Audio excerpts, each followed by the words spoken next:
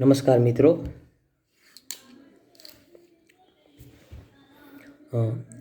MSM four Gujarati વિષયમાં વિશ્વ સાહિત્યના સંદર્ભમાં આપણી યુનિવર્સિટી દ્વારા નિયત લઘુ નવલ વિશ્વવિખ્યાત એવા સર્જક હર્મન હેસની લઘુ નવલ સિદ્ધાર્થ આપણી સામે છે. મિત્રો,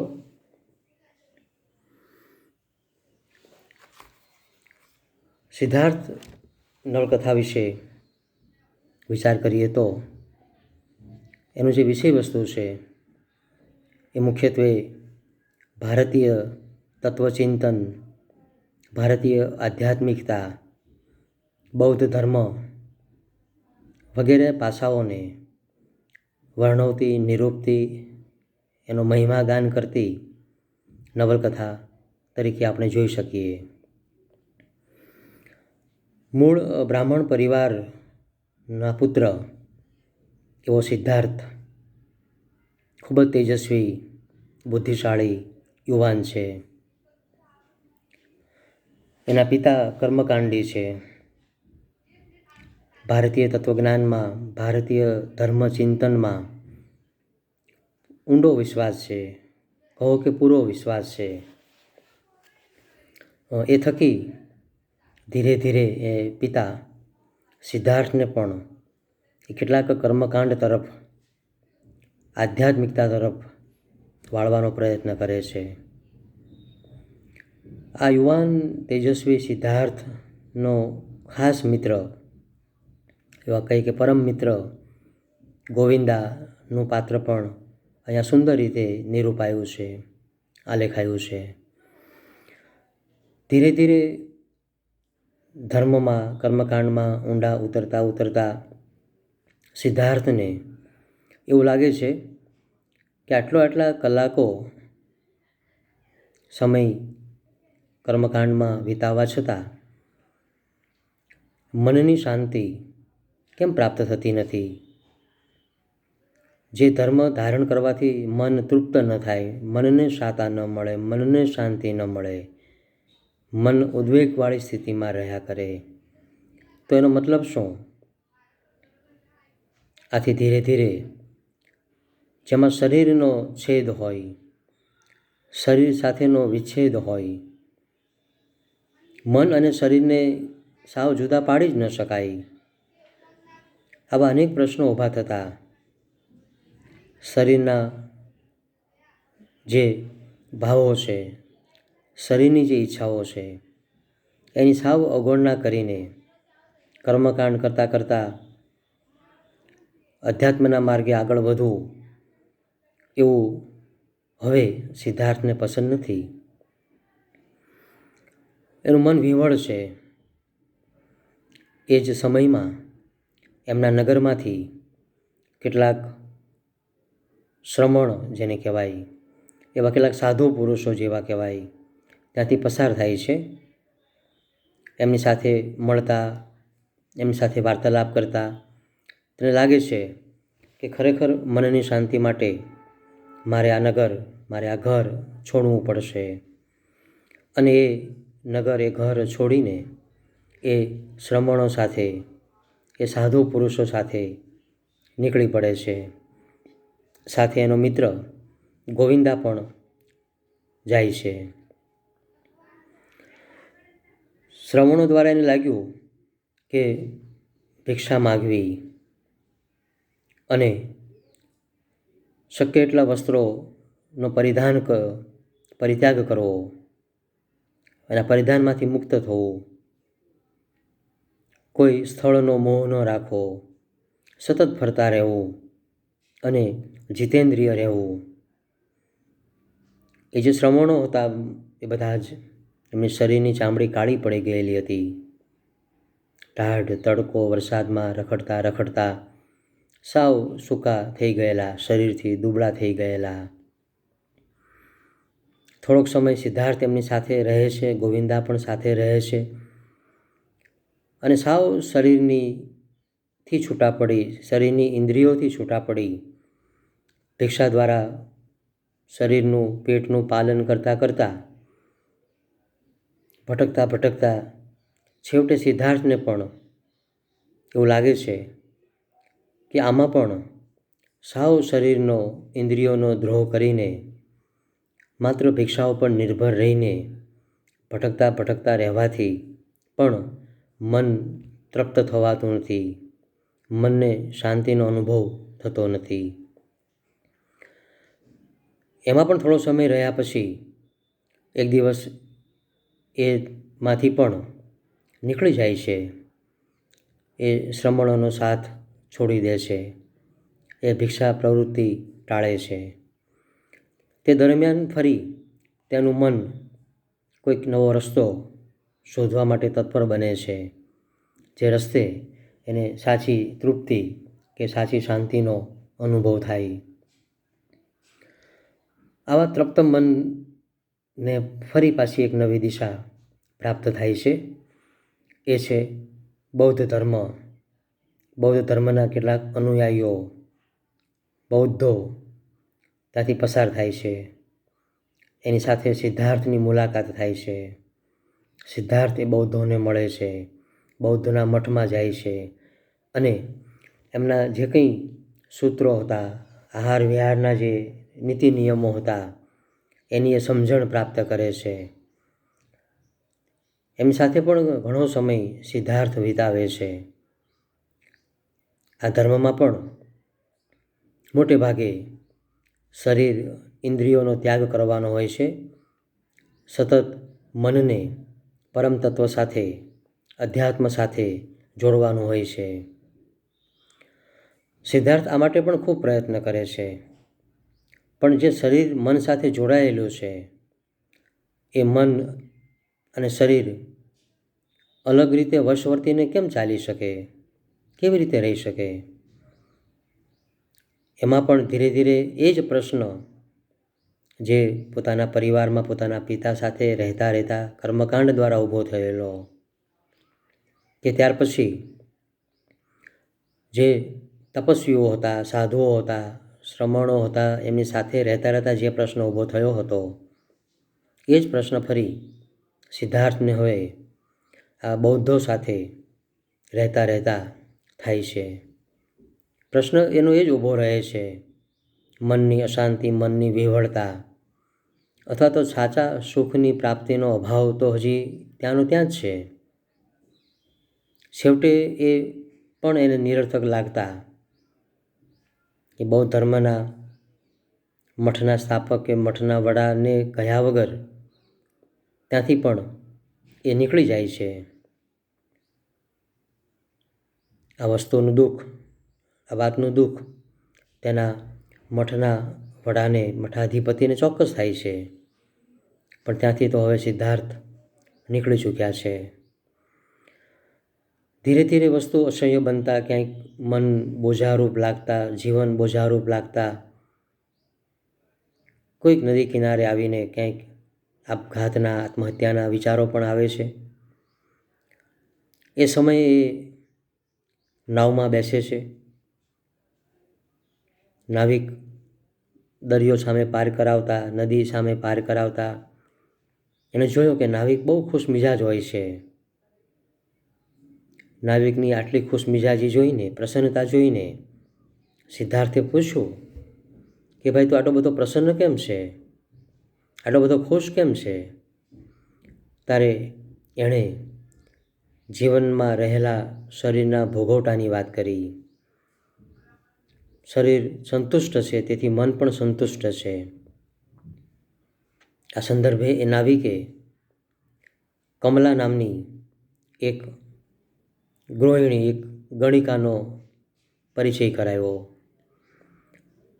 હવે સિદ્ધાર્થ એ ગણિકાને મળે છે, જે ગણિકા સંપૂર્ણપણે શરીરના રાગમાં માનતી હોય છે, શરીરના સુખા ભોગમાં માનતી હોય છે. એની સાથે સિદ્ધાર્થ હવે પ્રેમના પાઠ શીખે છે, કહો કે કામના પાઠ એ શીખે છે. એની સાથે વેપાર વ્યવસાયમાં પણ જોડાય છે. ધીરે ધીરે એની સાથે રહેતા શરીર એનું સંતુષ્ટ થાય છે. કંઈક અંશે એ શરીરની સંતુષ્ટિનો અનુભવ પણ કરે છે, ઇન્દ્રિયોની સંતુષ્ટિનો અનુભવ પણ કરે છે. પણ એમાં પણ સમય પસાર થતાં થતાં એક વખત એમાંથી પણ એ પ્રકારનો જાણે કે ઉબકો આવે છે, એ પ્રકારની જાણે કે અરુચિ આવે છે. સુખ મનનું હોય કે સુખ તનનું હોય, જ્યારે મનુષ્યમાં અતિશય ગરકાવ થઈ જાય ત્યારે ચોક્કસ એક સમય એવો આવે છે કે એમાંથી માણસને કંટાળો આવવા માંડે. એ વસ્તુ એને જે રસિક લાગતી હતી, રસમય લાગતી હતી, એ હવે એને નીરસ લાગવા માંડે, એવું બની શકે. હવે આ જ વસ્તુનો એને કહો કે કંટાળો આવે છે. આ જ શૃંગાર, આ જ કામ, આ જ જાતીયતા, આ જ રંગ રાગ, વિષય વાસના હવે એને કંટાળો લેવડાવે છે, નીરસતાનો અનુભવ કરાવે છે. અને છેવટે એની સાથેથી પણ એ પોતાનો છેડો ફાડી દે છે અને ત્યાંથી નીકળી પડે છે. ધીરે ધીરે નવલકથાના અંત તરફ જતાં એ આત્મહત્યાનો વિચાર કરે છે, આત્મહત્યા કરવા જાય છે. એ વાતને પણ ઘણો સમય વીતી ગયો હોય છે કમલાને છોડ્યા પછી, અને એ કમલાના પુત્ર સાથે પણ એનું મુલાકાત થાય છે. એ પુત્ર પોતાનો જ હતો, કમલા દ્વારા પ્રાપ્ત થયેલો, એની પણ એને પ્રતીતિ થાય છે.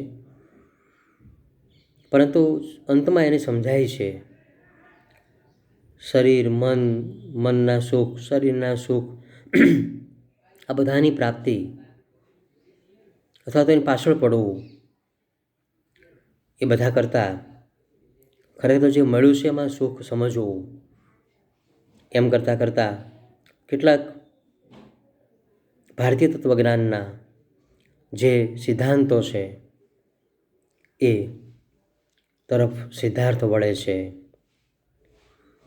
સુખની શોધવા માટે કોઈ બાહ્ય ગુરુ કરવાની જરૂર નથી, કોઈને ગુરુપદે બિરાજવા જરૂરી નથી.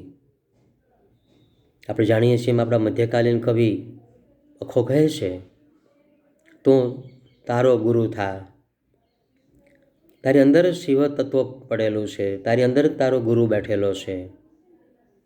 જો એને શોધતા આવડે તો એને શોધી કાઢ. તો એ રીતે છેવટે જે એને કેટલાક પાયાના સિદ્ધાંતો એને પ્રાપ્ત થાય છે નવકથાના અંતમાં જતાં, એમાં છે કે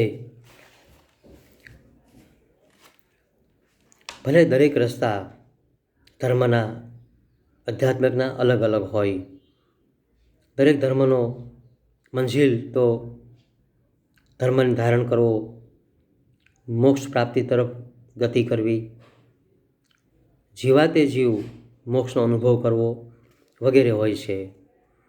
તો એ રીતે મનનો સ્વીકાર કરવો તો સાથે સાથે ઇન્દ્રિયોનો પણ સ્વીકાર કરવો રહ્યો. કોઈ ઇન્દ્રિયોની ઉપેક્ષા કરીને તો મન સંતુષ્ટ થઈ શકે નહીં. તે જ રીતે દરેક મનુષ્ય જગત, પ્રકૃતિ પ્રત્યે પૂર્ણ શ્રદ્ધા અનિવાર્ય છે. જગતની કોઈ જ વસ્તુ નકામી નથી, જગતનો કોઈ ધર્મ નકામો નથી, શરીર સાથે સંકળાયેલી કોઈ ક્રિયા નકામી નથી. એ વસ્તુની પ્રાપ્તિ, એ વસ્તુનું જ્ઞાન અંત તરફ જતાં સિદ્ધાર્થને થાય છે. એ રીતે આપણે કહી શકીએ કે આ સિદ્ધાર્થ નવલકથા ભલે વિદેશમાં લખાઈ હોય, ભલે વિદેશી ભાષામાં હરમન હેસે લખી હોય, પરંતુ એ ભારતીય તત્વજ્ઞાનથી પૂર્ણ પ્રભાવિત હતા એવું આ નવલકથામાંથી પસાર થતાં આપણે ચોક્કસ કહી શકીએ. આપણે મિત્રો જાણીએ છીએ એમ સિદ્ધાર્થ નવલકથા એને નોબેલ પ્રાઇઝ પ્રાપ્ત થયેલું છે. આવા એક તત્વચિંતનને વ્યક્ત કરતી આ નવલકથાને ત્યારે એના ગુજરાતીમાં અનુવાદો કરવાના પણ સનિષ્ઠ પ્રયત્નો થયા છે. આપણે જાણીએ છીએ એમ આદરણીય રવિન્દ્ર ઠાકોર સાહેબે પણ અનુવાદ કર્યો છે સિદ્ધાર્થ લઘુ નવલકથાનો, જે આપની સામે છે. એ જ રીતે બીજો અનુવાદ શ્રી અલ્કેશભાઈ પટેલે પણ કરેલો છે. આ બંને અનુવાદો પ્રમાણમાં મૂળ કૃતિની લગોલગ બેસી શકે એ પ્રકારના છે. અહીંયા અનુવાદિત કૃતિ તરીકે કેવી છે કેવી નહીં એ વાત કરવાનો ઉપક્રમ હરખી જ નથી, પરંતુ જે આપણને અનુવાદ પ્રાપ્ત થાય એ દ્વારા આપણે ચોક્કસ આ સિદ્ધાર્થ નવલકથાના વિષય વસ્તુને સુપેરે પામી શકીએ એમ છીએ. મિત્રો, આ રીતે એમએમાં મુકાયેલી આ નવલકથા આપણને ગુજરાતી નવલકથા વિશ્વમાંથી, આપણા પ્રાંતીય નવલકથાના વિશ્વમાંથી બહાર લઈ વિશ્વ નવલકથા તરફ લઈ જવાનો પ્રયત્ન કરે છે. વિશ્વ સાહિત્ય કોને કહેવાય એના દ્વાર આ નવલકથા વાંચતા ચોક્કસ ખુલી જાય છે. તો સાથે સાથે આ નવલકથાનું વિષય વસ્તુ, એનું વસ્તુ ગુંથન પણ એટલું જ સુશ્લિષ્ટ છે. બંને અનુવાદ હોવા છતાંય એ અનુવાદ તરીકેની કોઈ મર્યાદા આપણી સામે ઉડીને આંખે વળગે એવી નથી.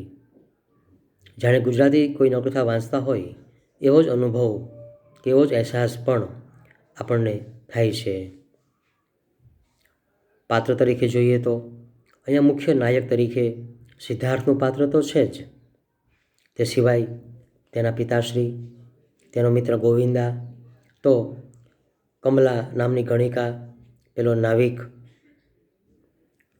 કમલા દ્વારા થયેલો એનો પુત્ર વગેરે ક્યાંક ગૌણપાત્ર તરીકે પણ આ નવલકથામાં આપણી સામે પ્રગટ થાય છે. ભિન્ન ભિન્ન રસોનો અનુભવ પણ આપણે આ કૃતિમાંથી કરી શકીએ એમ છીએ. સતત મનની અધ્યાત્મની શોધથી કે થકી આપણે શાંત રસ તરફની ગતિ કે શાંત રસ તો અનુભવીએ, તો વળી કમલા સાથેના રતિરાગ સિદ્ધાર્થ જે માણે છે એવા પ્રસંગોમાંથી શૃંગાર રસનો અનુભવ પણ આપણે કરી શકીએ એમ છીએ.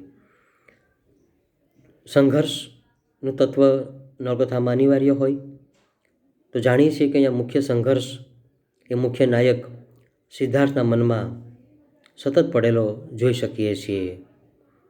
કશીક પ્રાપ્તિ માટેની મનુષ્યની મથામણ જે સિદ્ધાર્થના પાત્ર દ્વારા આપણે જોઈ શકીએ છીએ.